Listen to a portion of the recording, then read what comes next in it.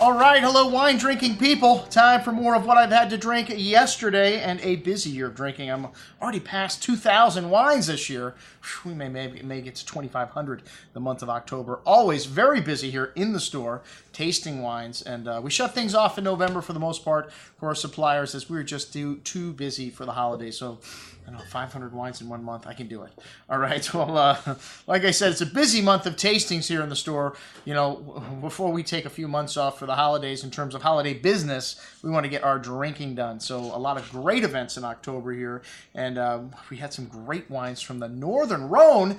A couple of our events in late August and September, and let me tell you, the Chapoutier, Michel Chapoutier, one of the top producers from the Rhone Valley, and well, he's got projects all over the world today, in California and Australia, South Africa, and the Côte de Roussillon, this new little wine Billaud that he's got. And one thing is in common with everything that Michel Chapoutier makes, it's all biodynamically farmed. He's the largest biodynamic producer in the world.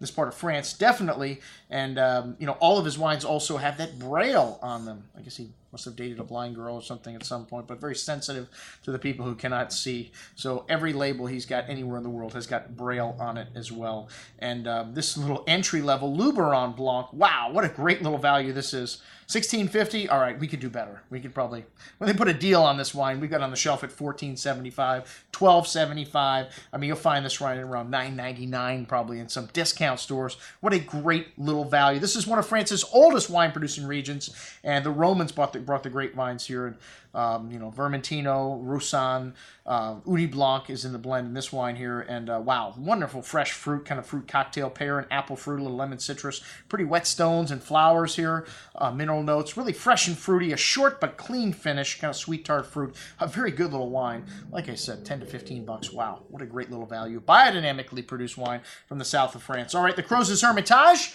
This is the Northern Rhone here. This is where Chapoutier is most famous for his wines. And this Petite Ruche, the small beehive, as it is called, is 100% Marsanne, and a bit of that beeswax note you get from this varietal, white apricot and melon fruit, some orange blossom, a bit of fresh earth there, that gravelly, minerally note you get from the Northern Rhone. Kind of funky, but in a good way. Very rich wine on the tongue with a texture of cream and really rich, that beeswax and orange blossom nuance lasting through the finish. Excellent juice at $30. Crozes Hermitage, one of the best values in whites and reds you'll find in the Northern Rhone. And then the Chante Alouette, Hermitage Blanc, and you can tell the single vineyard wine from Chapoutier, he leaves the H off the Hermitage. So, just a little key there to his nomenclature. And this wine's $117. Hoo-ah!